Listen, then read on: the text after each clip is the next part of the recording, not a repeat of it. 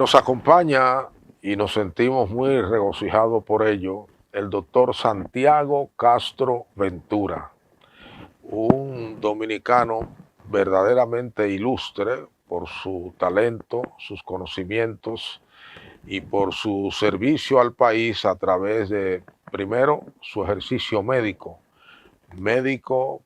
pediatra, profesor universitario y además historiador y profesor universitario también en esas áreas.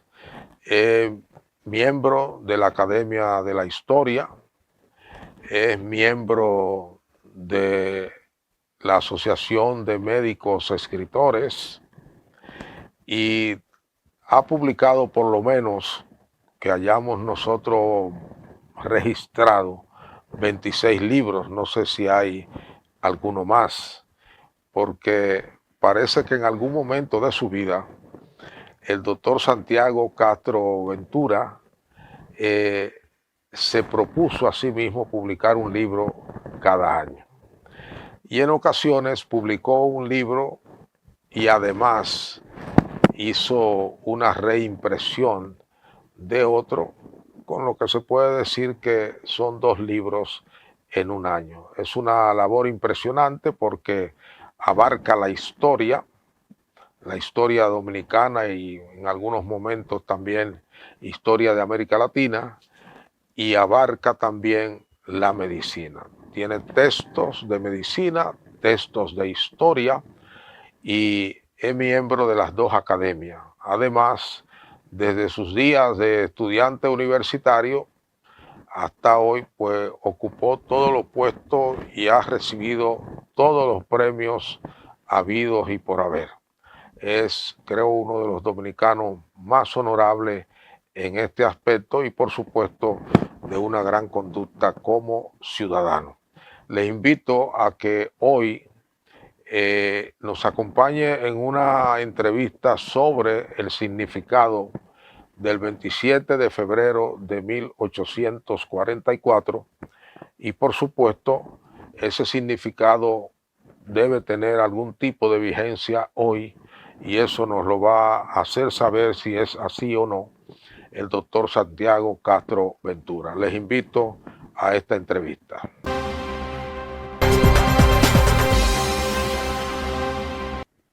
Doctor Santiago Castro Ventura, gracias por el esfuerzo doble de cumplir con su tarea en la UAS, en asamblea de profesores, y además de desafiar el tránsito, que no es poca cosa en este país, para acompañarme en un día importante. Estamos en el mes de la patria, febrero, que creo que es un mes que le encajona muy bien a ustedes, los historiadores, y le agradezco que haya accedido a hablar con nosotros sobre la hazaña, digámoslo así, ese hecho que marca la génesis, el origen de la nación dominicana del 27 de febrero de 1844. Pero todo tiene un inicio. ¿Y cuándo comienza, según los historiadores, el parpadeo, el deseo de querer convertir esta parte de la isla en una república libre e independiente? Primero un saludo a todos los televidentes de Enfoque Periodístico y a su productor, un comunicador de muy larga data, con una larga experiencia en todo el Entiéndase, quehacer de la sociedad añoso. dominicana, no, con una gran experiencia en la prensa. Ya, Son muchos años demasiado, más de la cuenta. en esa tarea, y esa experiencia es sumamente importante y que luce a estimular a muchos como yo, que soy un diletante del periodismo, ¿no? Son de los paradigmas que uno siempre toma, del estilo y de la honradez periodística que siempre te ha caracterizado. Gracias. Entonces, sí, este fenómeno de cómo surge, porque en nuestro país, incluso en la actualidad, ya está motivo de debate por la situación lamentable del hermano pueblo haitiano. Hay, desde el ámbito internacional hay sectores que en ocasiones han señalado por qué una islita tan pequeña hay dos países Correcto. totalmente diferentes, ¿no? Y ciertamente, lamentablemente somos dos países totalmente diferentes. Yo siempre digo, pero no es ni por culpa de los haitianos, ni de los dominicanos, sino de las circunstancias sociales. Yo siempre señalo que primero responsable de esta situación es el rey Felipe III de España, que en una ocasión, por allá por 1603, le plantearon que en la parte noroeste se estaban introduciendo Biblias luteranas y haciéndose bautizos luteranos a cargo de marineros holandeses. Para él eso era una herejía y ordenó desalojar y devastar todos los poblados de esa zona, dejando eso totalmente desamparado. Por eso yo le digo a la gente, fíjate que en Cuba, tú vas a Oriente y predomina la población negra. Tú vas a Occidente, La Habana, Pinal del Río, y son la mayoría blancos, pues son cubanos todos. Exacto. Porque allá no se desalojó a nadie. Algo aquí, parecido ahí en Colombia, ¿no? Algo parecido ahí en Colombia. Entonces, ¿cuál es la situación? Que ese territorio quedó desamparado y poco a poco los franceses fueron ocupándolo y crearon una sociedad diferente. Los españoles reaccionaron, pero hubo un momento que llegaron los tratados y vamos ahí a sintetizarlo en Aranjuez, donde ya definitivamente se sella que aquel lado es francés y este es español. Y ellos hacen una gran producción azucarera, entonces una gran cantidad de esclavos negros. Aquí se vivía la ganadería, no fue tanto, pero había esclavos negros. Sí. Entonces va a surgir una raza, mulatos, allá y acá, pero ellos son mayoría allá. Vienen las circunstancias de la Revolución Francesa, allá estalla la revolución y llega un momento en que aparece una figura egregia, que nosotros los dominicanos no podemos denostarlo, que es Toussaint Louverture. Correcto. Y encabeza la liberación de su pueblo. Según vos, uno de los tres genios políticos de América Latina. Sí, yo estoy totalmente Bolívar y Fidel. Totalmente de acuerdo. La triada. Sí.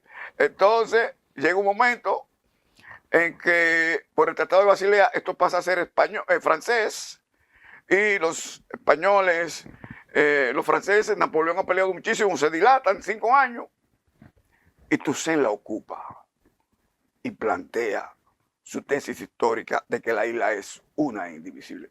Yo siempre digo, yo estoy de acuerdo con Toussaint. La isla podía ser una indivisible en 1801 y los años siguientes, pero no se pudo. En 2025 la situación es muy diferente, porque en esos momentos ni existía el pueblo haitiano, ni existía el pueblo dominicano. Correcto.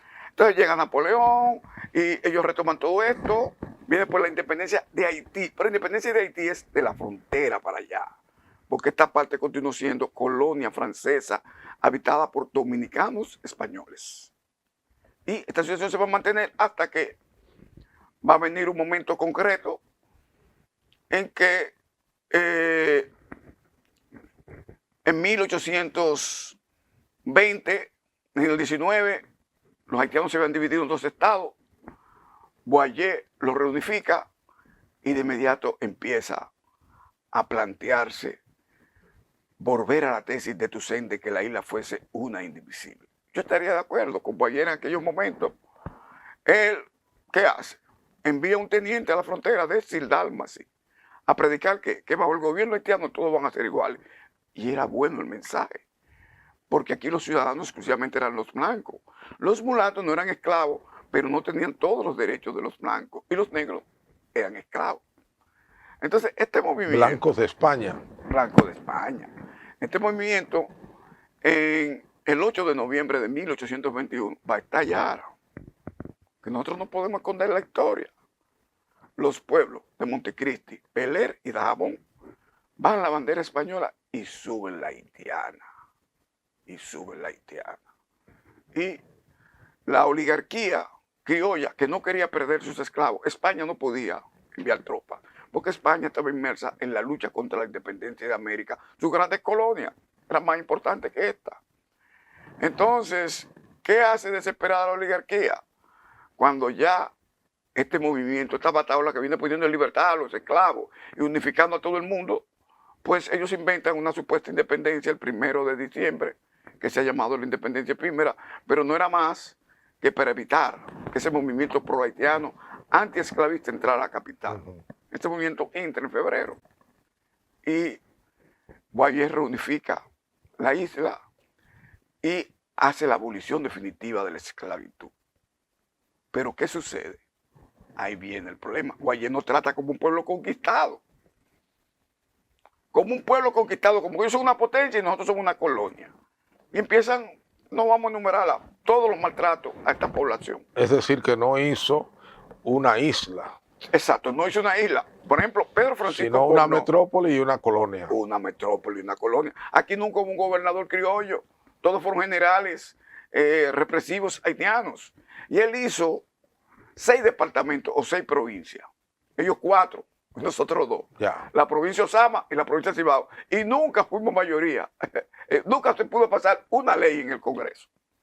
Y además, en los 2 departamentos siempre los gobernadores fueron militares, generales, represivos haitianos. Pedro Francisco Cornó, nuestro primer sociólogo, dijo, el error de Boyer fue no pensar en la federación, darle autonomía a esta parte. Y había pueblos autónomos, hoy los Estados Unidos, ya estaban ahí las 13, ya estaban ahí los estados. Y la Gran Colombia eran autónomos, no nos mantuvo. Entonces, ¿qué crearon? La opresión, y llegó un momento en que los dominicanos españoles consideraban que había que separarse. Y vino en principio la revolución de los Alcarrizos de una vez pro-española que fracasó. Pero va a llegar un momento que la situación está desesperante y ahí es que entra Juan Pablo Duarte y sus compañeros y consideran que ya lamentablemente ha fracasado. Antes de llegar a Juan Pablo Duarte y sus compañeros, como usted muy bien señala, ¿hubo algún tipo de negociación para la independencia entre la parte de dominicanos y la parte de haitianos? Sí, cuando se forma la Trinitaria. Porque tenemos la independencia efímera. Sí, pero ya los haitianos muy hábilmente, ellos, Núñez de Cáceres y su grupo, señalaron que ellos formaban el Estado Independiente Haití Español unido a la Gran Colombia. Correcto. Pero Estado unido a la Gran Colombia era porque lamentablemente la independencia de América se hizo conservando la esclavitud. Por ejemplo, los mantuanos venezolanos nunca le permitieron a Bolívar su compromiso de poner en libertad a los esclavos. Bolívar lo único que pudo hacer fue la ley de vientres libres. Aquellas madres embarazadas, cuando nacían sus hijos eran libres, pero ellas seguían siendo esclavas. Entonces, por eso Núñez de Cáceres trata que Bolívar no traicionó a nadie, porque Bolívar no tenía ningún compromiso con ellos. Ellos hacen su movimiento con una jugada maestra. Sí, envían al doctor Pineda López a Caracas a que contacte a Bolívar. Pero Bolívar no está en Caracas, Bolívar estaba en Popayán, Colombia, que está muy distante. Porque Bolívar iba a venir a Ecuador y tenía que pasar por un pueblecito que era lleno de españoles, Pasto. Y eso es muy lejos. Es decir, Bolívar se enteró 2 meses después. Entonces, ¿cuál es el objetivo de hablar de la Colombia? Porque ya los haitianos que están en Baní y están en Santiago no pueden entrar. Porque aquí hay un estado ya, no están los españoles, un estado independiente. Y si ellos alegaban, pero ustedes tienen esclavos, dicen, no, es que en la Colombia hay esclavos.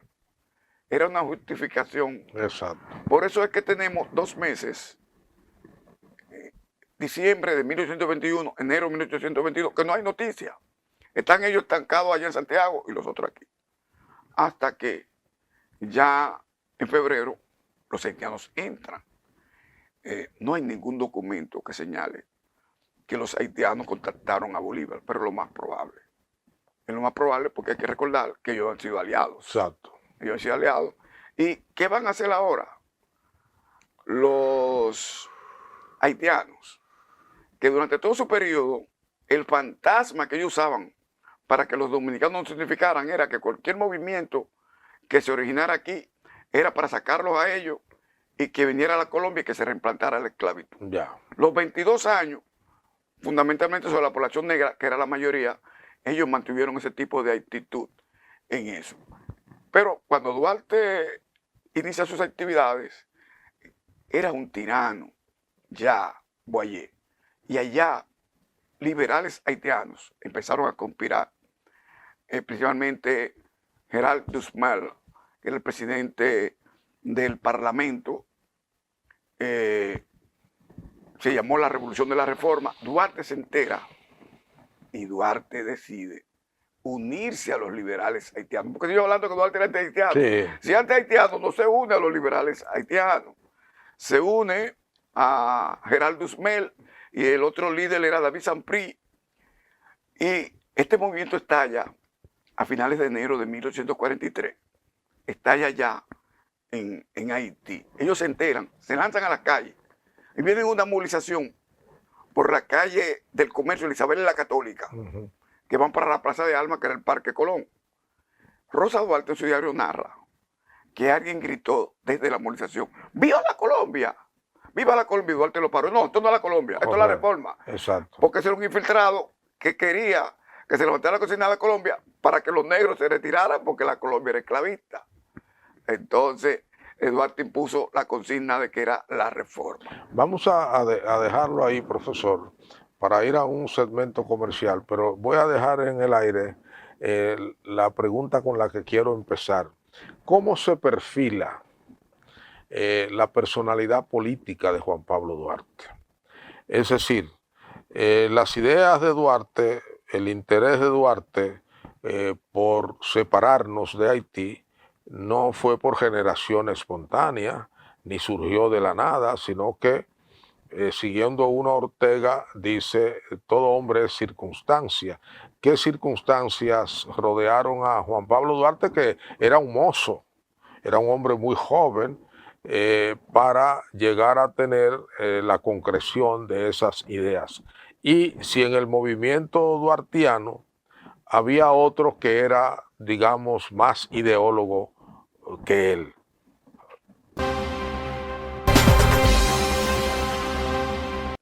Seguimos esta entrevista con el profesor médico e historiador, don Santiago Castro Ventura. Profesor, nada surge de la nada. ¿De dónde surge la personalidad política de Juan Pablo Duarte? Y si, como en algunos otros movimientos políticos y no políticos, hay algunas neuronas detrás de él. Sí, Duarte vivió su realidad, situaciones. Su familia era rica porque ellos tenían una ferretería de vender repuestos de barco en la Tarazana. Y cuando uno entra por la puerta de la Tarazana desde el muelle... De repuestos de barcos. De repuestos de barcos. Esa es la primera ferretería y los barcos se dañaban. Exacto. Y su lugar nos dice que era un punto muy bueno. Correcto. Entonces, él salió al exterior. ¿La tenía donde está ahora la Tarazana? Sí, donde está la Tarazana, ahí mismo. Okay. La primera casa que está ahí, que debe ser un museo, pero no lo es propiedad privada. Okay. Sí. Él, en este viaje, que se ha dicho que él fue a estudiar, no fue a estudiar, porque gente como don Betilio Orfao Durán, que era un zorro investigando, exacto, recorrieron todas las universidades y no está como estudiante. No aparece. No, porque antes esos hijos de ricos iban a hacer un reconocimiento cultural. Él fue a Estados Unidos, a New York, uno de los primeros dominicanos que va a New York, Duarte, y allá contrató a un profesor para perfeccionar su inglés, porque ya él sabía inglés y francés. ¿Aparece el registro de ese ingreso de Duarte en Nueva York? No, pero lo dice su hermana, okay, que él contrató un profesor allá y dice el nombre Calliers, algo así. Y va a Francia y también contrata otro profesor En francés. en francés. Pero él va O sea, él amaba los idiomas. a España, sí, sí, dominaba como 4 o 5 idiomas. Él va a España y en España se buscó, no está inscrito en ninguna universidad. Pero en España había una corriente de liberalismo, el de Espronceda. Ahora, antes de él viajar, él lo hizo con una inquietud. ¿Quién era Duarte aquí? ¿Qué formación intelectual o religiosa tenía? Su actitud de independentista surge por las ideas de las cuales él se va a apropiar, el liberalismo y demás, o por los maltratos que ve a sus congéneres aquí. No, ya que había un consenso de que prácticamente la unificación había fracasado. Ya.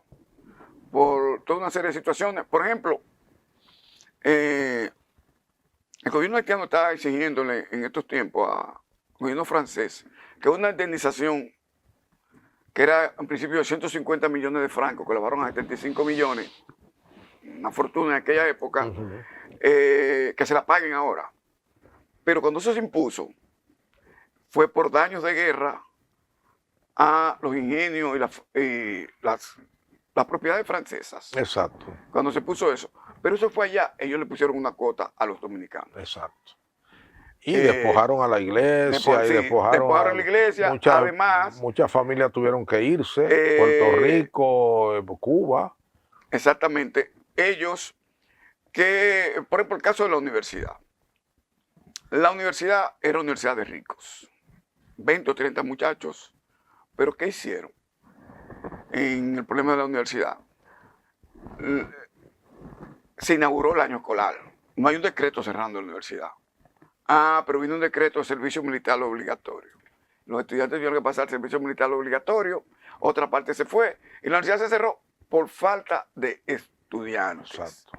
Los documentos públicos eran en idioma francés, los documentos públicos. Correcto. Y el problema de la propiedad, yo encontré hace poco tiempo una segunda moción de Buenaventura Báez, que era diputado, planteando que se suprimiera aquello de que los blancos no podían tener propiedad, que se hizo extensivo a este lado. La prohibición de actos recreativos, como las peleas de gallo, que eran típicas de los dominicanos, y el mismo conflicto con la Iglesia Católica, que el obispo Valera tuvo que retirarse. Ciertamente, la Iglesia era propietaria de esclavos. Y se estableció un Estado laico. Y se por estableció un primera Estado vez. laico. Todas esas situaciones. Y justamente el problema de la educación, el problema de los hospitales. Si tú cierras la universidad, los médicos aquí eran empíricos. ¿Tú quieres ser médico? Bueno, en cierto modo era hasta mejor. Tú ibas a un hospital, tú te ponías a ver, a practicar, y ya tú eras médico. Exacto. Por ejemplo, aquí tenemos una avenida, Doctor Delgado. La Doctor Delgado. Pero Doctor Delgado no fue a ninguna universidad porque no estaba cerrada. Imaginemos nosotros si Doctor Delgado va a una universidad y tiene recorrer todo eso. Hubiera sido un científico. Exacto. ¿No? Más allá de todo lo que pudo aportar. Abogado. Usted iba a un tribunal, se ponía a ver la causa y cosas, ya poquito rato ya usted era abogado, porque todo estaba. Es decir, no había, ciertamente, Boyer se convirtió en un tirano para los haitianos y para nosotros, pero el problema de nosotros era que éramos un pueblo ocupado. Correcto. Y ellos no lo tomaron en cuenta. Entonces, por eso Duarte sale de aquí, ya convencido de que no era posible la fusión. Como lo había dicho. Obviamente lo escribió y se descubrió después Bonó, que era un joven menor que Duarte, de algunos 16 años, y hay un documento de él que no tiene la fecha donde él describe que la mejor idea fue la de Boyer, unificar todo, pero que falló en no darle autonomía a esta población. Correcto. Y ahí es que Duarte sale y llega a España, donde están aquellos aires liberales, promovido por Espronceda. Pero cuando él llega, que le pregunta, ¿qué fue lo que más te gustó? Digo, los fueros y libertades de Barcelona, fueros y libertades que yo pido aplicar aquí. Que casi eran los franceses, Exacto. porque Barcelona siempre ha sido Sí, más... los catalanes que todavía están Sí, diciendo sí, que ellos son un país diferente, que tienen correcto, problemas todavía. correcto, Pero ya eran autónomos. exacto. Ya eran autónomos. Y a Duarte le llamó la atención. Y dijo que yo voy a implantar. Es decir, Duarte no está hablando de que va a ser un país libre. Pero llega en el 30 y pico, 31, 32. Y las trinitarias se forman en el 38. ¿Qué pasó?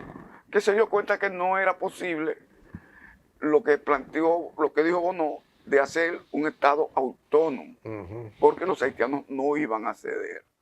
Y por eso es... Además, habían diferencias culturales Total, muy acentuadas. Muy acentuada, muy acentuada. Entonces, él se une a José María Serra y ellos empiezan a hacer un periodiquito manuscrito que lo introducían por debajo de las puertas de las casas de los criollos, atacando al gobierno, llamado el Dominicano Español. Y Serra, en su opúsculo, que es valiosísimo. Que siempre he creído que ese es el verdadero inicio Sí, de la prensa escrita en nuestro país. Sí, exacto. Aunque no se señala así en la Aunque historia. No se, de la prensa ya dominicana. Sí, es ese. Sí, claro. El Dominicano Español. Sí.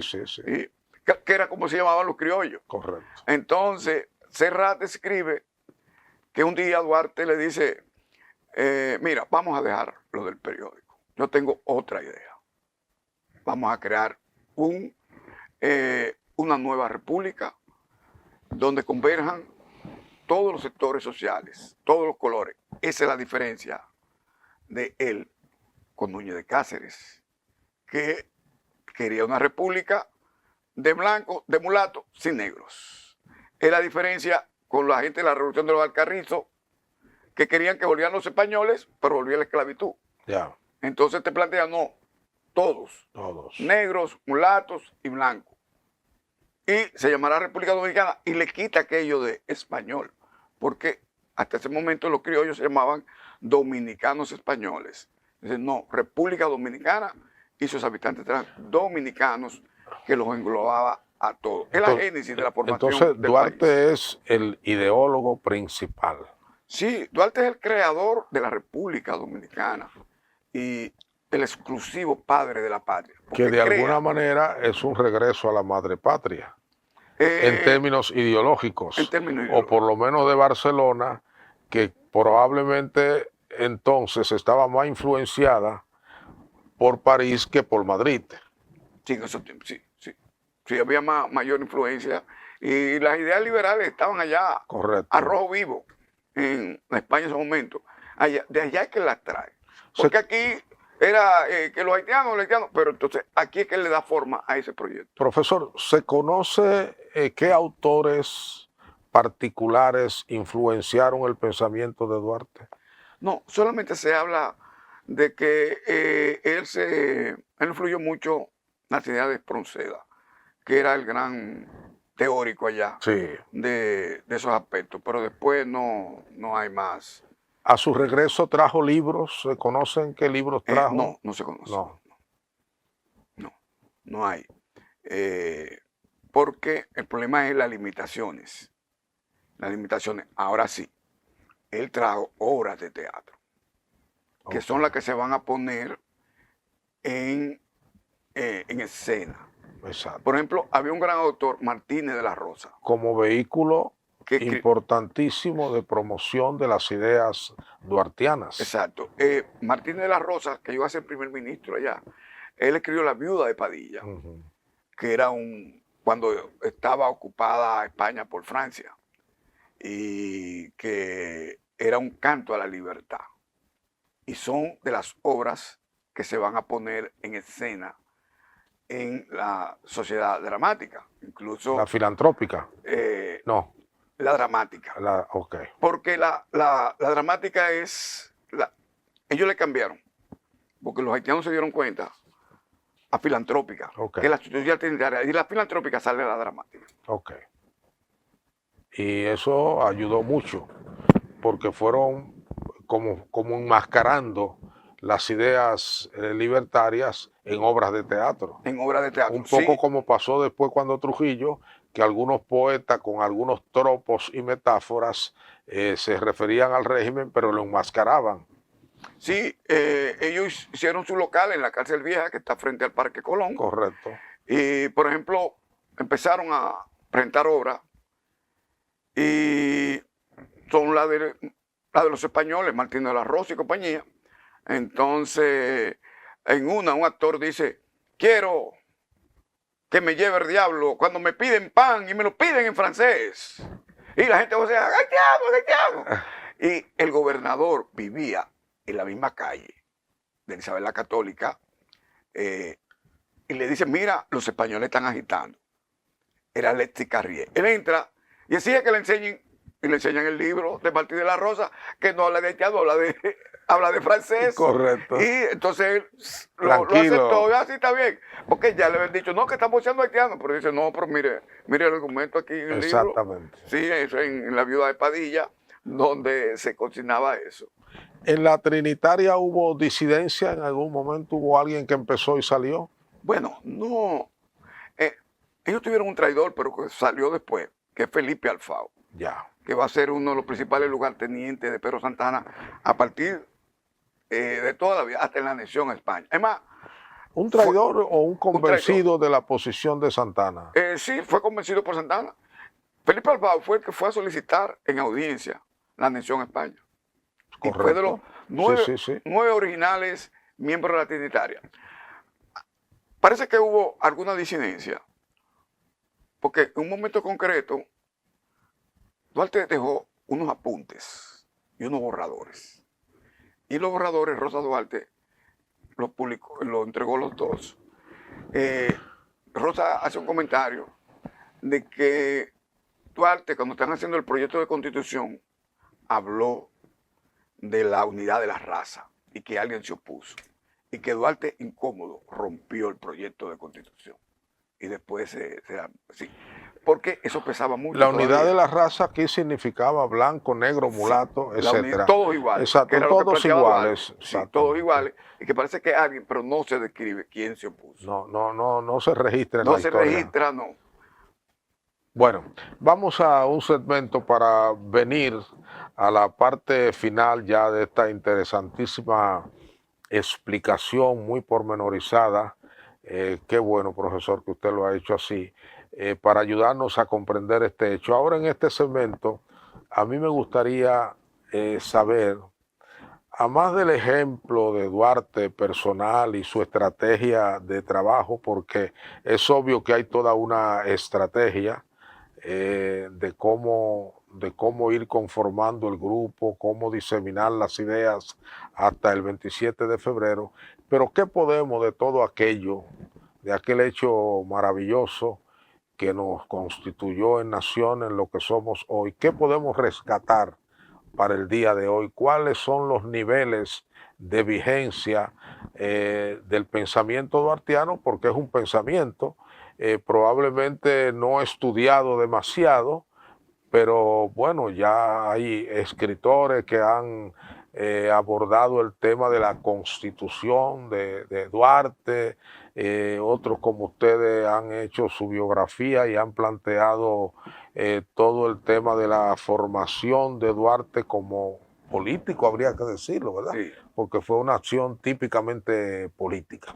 Y no sé si se ha hablado mucho de Duarte como estratega, pero yo advierto en sus explicaciones toda una estrategia que Duarte va siguiendo. Regresamos.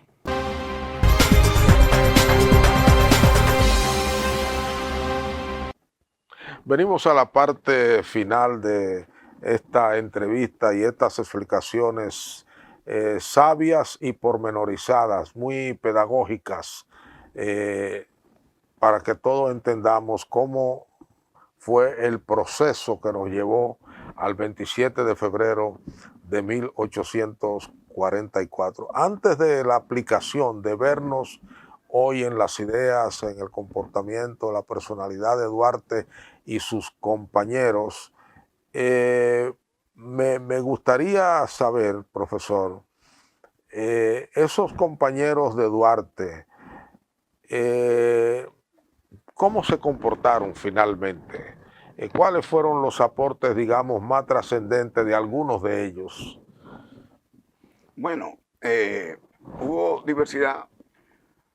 Primeramente, hay que señalar que hubo un grupo que siempre estuvo coherente con las posiciones de Duarte. Y que Duarte, ya sea porque lo que vio en el exterior, pero era el único que tenía una visión clara de una patria libre e independiente de toda potencia. Los demás eran discípulos de él. Los demás eran discípulos. Por ejemplo, llega un momento concreto, en 1843, a finales de año, en que el presidente haitiano de la época, que era Charles Herald, se declara presidente vitalicio. Y en Haití se armó un lío, como los líos que se arman allá. Exacto. Prácticamente había una guerra civil. Y era el momento, ya estaban los afrancesados. Bobadilla. Ya existían. Ya existían. Ya ese partido estaba. Sí. Y estaban los trinitarios descabezados. Los dos primeros partidos, ¿verdad? Exacto, de la historia política primeros. dominicana. Entonces, ¿qué ocurre? Que ellos deciden, y era correcto, unificarse para sacar a los haitianos, porque coincidían en esto. Y así es que se produce, por ejemplo, pero cuando llega ya enero, los afrancesados tienen el control de todo. Y, por ejemplo, se habla mucho del manifiesto del 16 de enero. Sí. Pero el manifiesto del 16 de enero no habla de independencia, Ya. habla de separación. Correcto. Y separación e independencia son diferentes. Y todavía mucha gente dice que no hubo independencia, sino separación. Sí, ciertamente, el vocablo independencia lo borraron. Pusieron separación. Si yo soy independiente, no me puedo unir a otra gente. No se sabe quién fue. Sí, pero si yo me separo, me puedo unir a cualquier Exacto. otro. Y eso fue, ahora, y yo le digo a la gente, no, lo importante del 27 de febrero es que surge la nación dominicana. Es la fundación de la República. Ese es el verdadero. Entonces, ya, viene el 27 de febrero, viene el estallido, surge la República Dominicana, pero viene el 8 de marzo. Y se reúne la Junta Central Gubernativa, y la Junta Central Gubernativa decide solicitar el protectorado de Francia y entregarle a perpetuidad la península de Samaná. Si nosotros íbamos a tener un Guantánamo ahí. Sí. Un Guantánamo. ¿Y qué sucede? Solamente había un delegado trinitario que era Sánchez. Y Sánchez firmó esto, está totalmente comprobado. Eso trajo polémicas en el pasado. Una polémica, ¿te acuerdas? Sí, Juan Isidro Jiménez Grullón, sí. Y los Sánchez. Y los Sánchez. Sí. Yo siempre he señalado que realmente Sánchez firmó esto porque no tenía un criterio político claro. Ya. No tenía político claro. No porque él fuera un afrancesado y nada de esto, pero lo firmó. ¿Esto cuándo va a variar? O quizás creía lo que creía Santana, que éramos incapaces de mantenernos independientes con nuestras propias fuerzas. No, es que todo va a cambiar cuando regresa Duarte. Ya. Y se entera. Y ahí vemos que Sánchez se alinea en la posición de Duarte. Exacto. Lo que nos dice que él, su titubeo. visión política no le permitía entender qué significaba eso del protectorado con Francia. Exacto, ni tuvo la posibilidad de consultar con Duarte.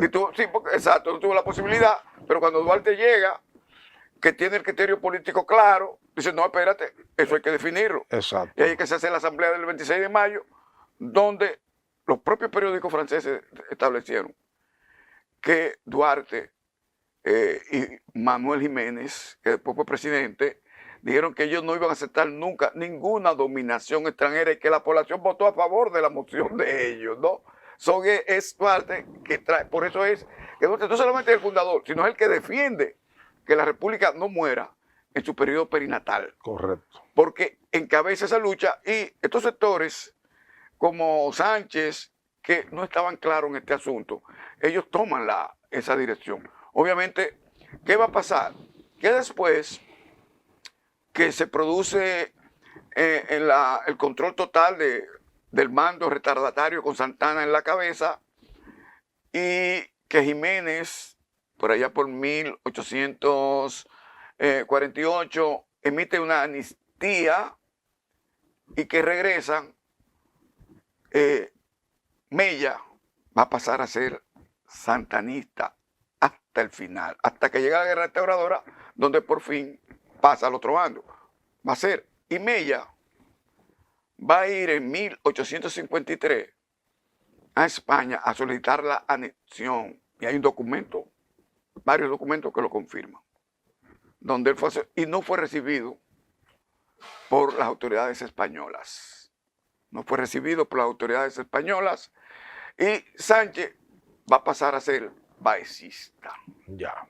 Incluso cuando Sánchez viene aquí, tras la anexión 1871, la consigna que levantan es la de la regeneración, que era la consigna del bando del partido de Báez. Obviamente, él viene a luchar contra la anexión y muere como un héroe. Lo que pasa es que él y Cabral estaban desligados de Báez en ese momento que estaba en Europa. Ellos están creyendo que Báez va a estar de acuerdo con volver a luchar. No, Báez estaba de acuerdo con la anexión. Por eso es que después que pasa el doloroso sacrificio de Sánchez, que es fusilado el 4 de julio en San Juan, Cabral, que ha podido retirarse, ha podido escapar, emitió un manifiesto diciendo que como el 20 de mayo de 1861, oficialmente ya España declaraba anexado el país, él abandonaba todo tipo de lucha y se adhería a eso. Yo siempre he dicho que en ese momento ya Báez le había impuesto a él eso y por eso hizo. Por suerte, él se reivindicó más tarde. Ya. Bueno, la vida es cizagueante y la historia también. Hay que entender en su contexto el comportamiento de esos trinitarios, de esos duartianos, y yo pienso que el final es lo que lo reivindica a ellos, ¿no? El cómo murieron finalmente por las ideas originales.